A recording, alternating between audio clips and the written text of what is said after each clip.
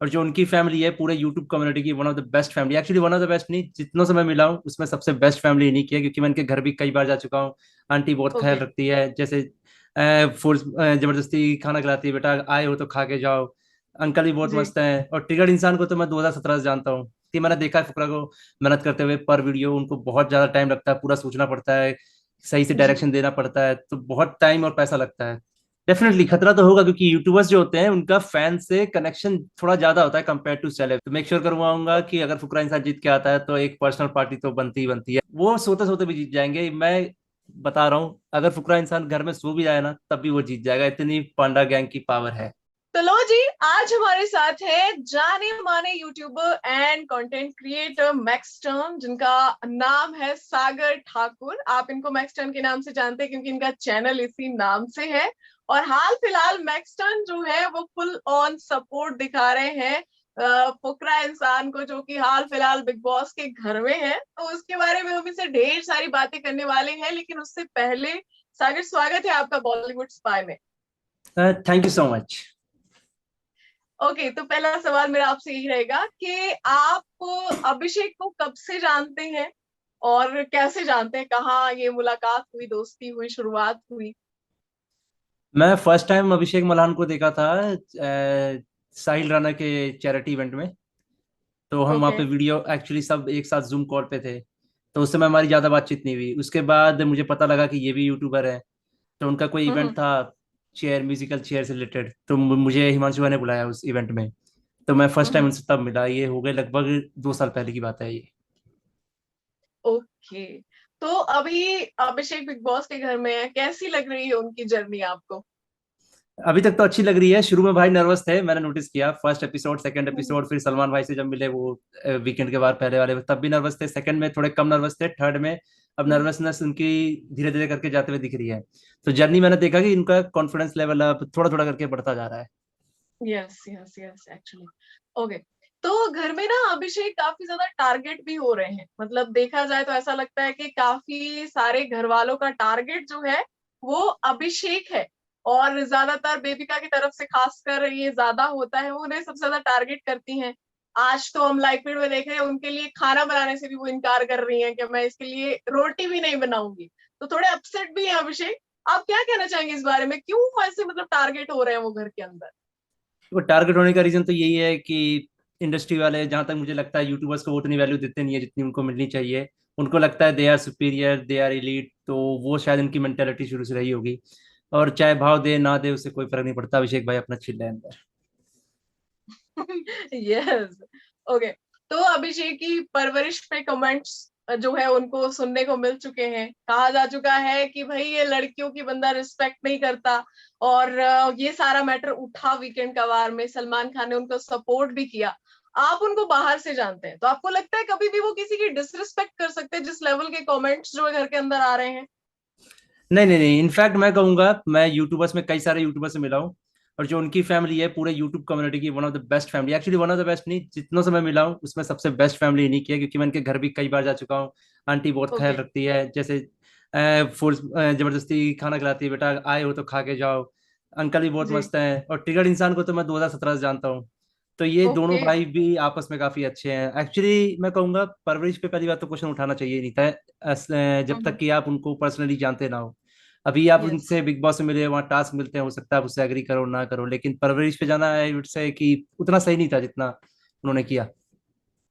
जी, actually. Okay. बेबिका ने face read किया, मतलब वो ऐसा बहुत ही अजीबो गरीब तरीके से फेस रीडिंग हुई है। जहां पे बात शुरू हुई थी कंटेंट चोर से लेके वो पहुंच गई थप्पड़ मारने तक। उस पे आपका क्या रिएक्शन है? पहली बात तो फेस रीडिंग जितना मुझे लगता है वो ईगो में आके किया उसने। हो सकता है अगर उसको आता भी हो तो वो एक होता है ना इंसान के अंदर ईगो, वो उसमें ब्लाइंड होके कुछ से कुछ बोल जाना। और रही बात हम्म। कंटेंट चोरी की, तो देखो बहुत सारे लोग सेम जॉनरा का कंटेंट बनाते हैं।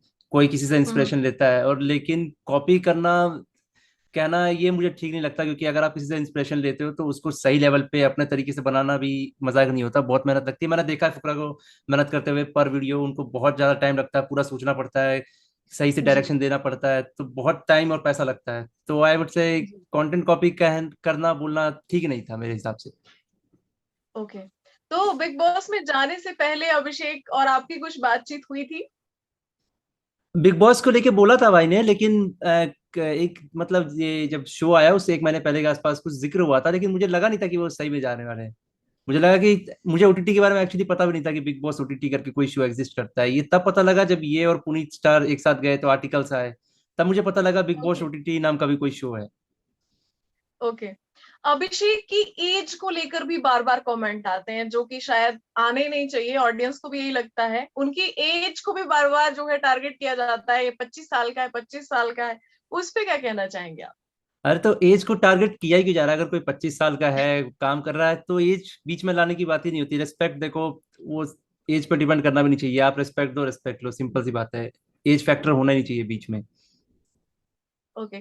तो घर में मनीषा और अभिषेक की दोस्ती इस वक्त काफी अच्छी दिख रही है, मतलब एक ही बॉन्ड दिख रहा है घर में, जो थोड़ा सा सच्चा पक्का सा बॉन्ड दिख रहा है दोस्ती दोनों की। आपको ये बॉन्डिंग कैसी लग रही है बाहर?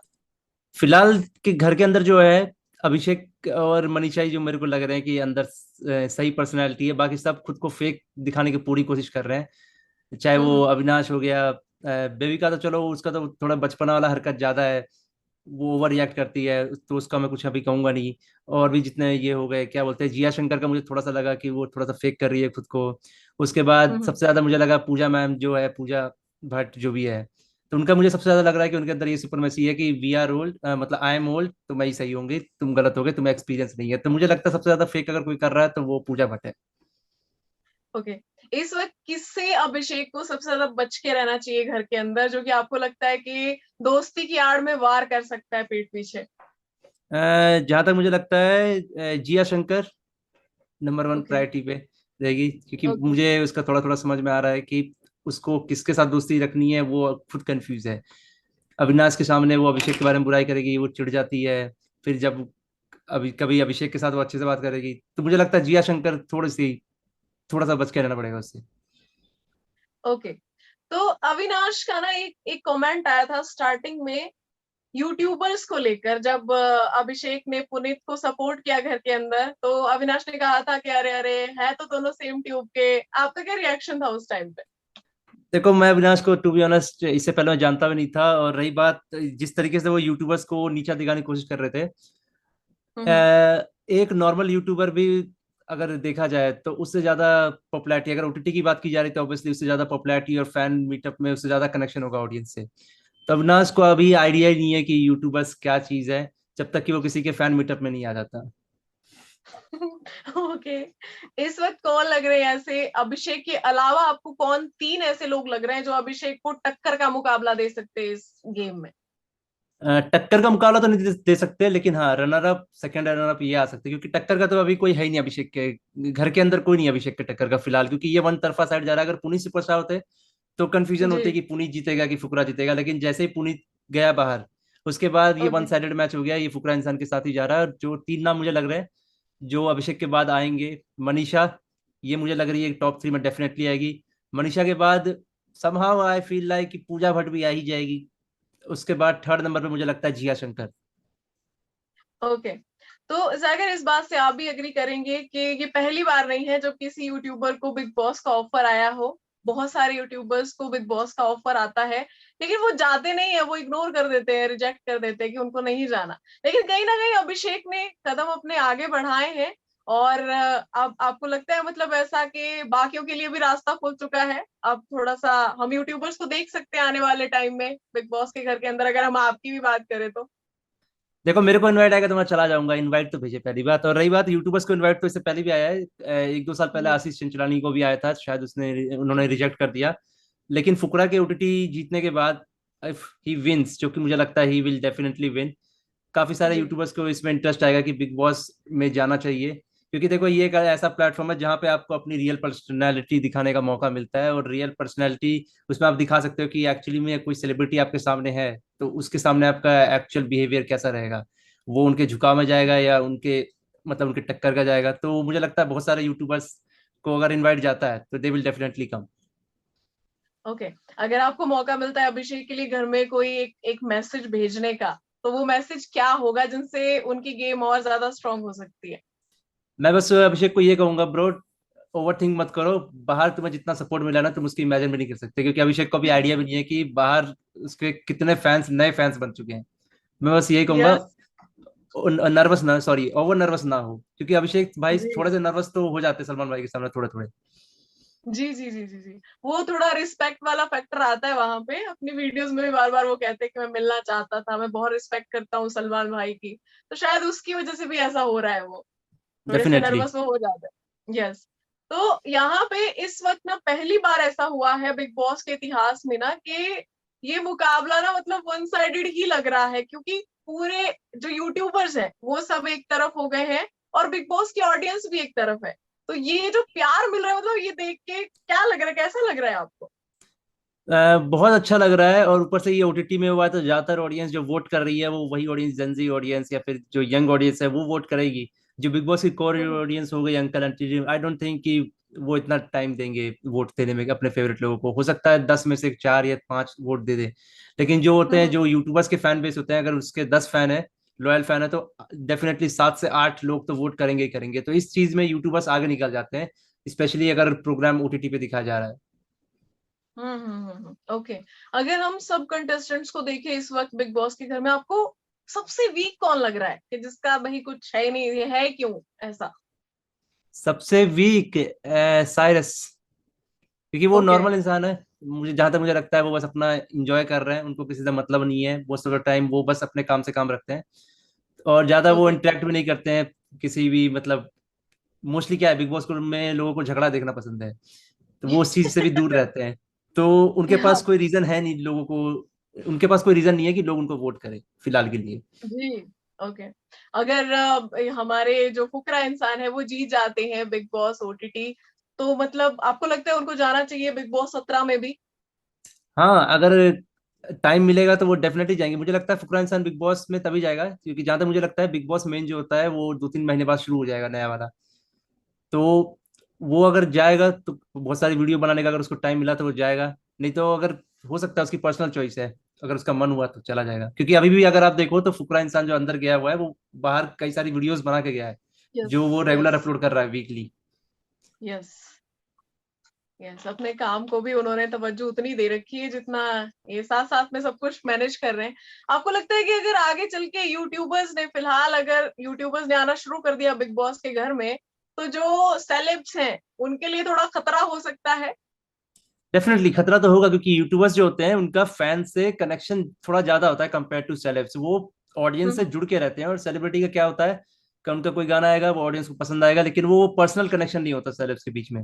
तो बहुत टफ कंपटीशन हम्म रहने वाला है, लेकिन मैं ये भी कहूंगा कि सेलिब्रिटी के भी फैन अच्छे खासे होते हैं। सपोज एक अच्छा सेलिब्रिटी आ गया बिग बॉस मेन में, और एक यूट्यूबर हम्म भी आ गया, तो विनर्स बताना कंफ्यूजिंग होगा, लोग प्रेडिक्ट नहीं कर पाएंगे कौन विनर हो सकता है। ये तो लॉयल फैन बेस पे ओके। डिपेंड करता है कि टफ होगा कि नहीं होगा। ओके। तो अगर फुकरा इंसान जो है जीत कर आते हैं, ट्रॉफी लेकर आते हैं, तो कुछ प्लानिंग कर रखी है कि उसके आगे क्या, किस तरीके से सेलिब्रेट करने वाले हैं यूट्यूबर्स खासकर? यूट्यूबर्स का तो नहीं पता, लेकिन हम तो आसपास ही रहते हैं, तो मैं तो पार्टी लेने वाला ओके। हूँ। तो मेक श्योर करवाऊंगा कि अगर फुकरा इंसान जीत के आता है तो एक पर्सनल पार्टी तो बनती ही बनती है हमारे लिए, जो हमारे पर्सनल दोस्त है। उसके बाद जो यूट्यूबर्स होंगे तो वो ऑब्वियसली सारे के सारे अलग अलग रहते हैं, वो जी। अगर सेलिब्रेशन में आ गए ठीक है, नहीं आए तब भी ठीक है। ओके। तो लास्ट में मैं चाहूंगी कि आप अपने फैंस को और अगर पांडा गैंग को इस वक्त कुछ कुछ ऐसा मोटिवेशनल कोई मैसेज देना चाहें तो? पांडा गैंग, डेफिनेटली फुकरा भाई को जिता दो, वो सोते सोते भी जीत जाएंगे। मैं बता रहा हूँ, अगर फुकरा इंसान घर में सो भी जाए ना तब भी वो जीत जाएगा, इतनी पांडा गैंग की पावर है। जी। तो बस यही ओके। है, पांडा गैंग को मोटिवेट करने की जरूरत नहीं है, they are already motivated. Yes. और लगातार वो लोग सपोर्ट भी कर रहे हैं। सबसे ज्यादा वोट्स जो है वो वहां पे फुकरा इंसान को ही आ रहे हैं, डे वन से नंबर वन पर ही बने हुए हैं वो। तो थैंक यू सो मच सागर, सबसे पहले तो आने के लिए और या short thank you short so much for notice पे हैविंग मी आने के हियर। लिए।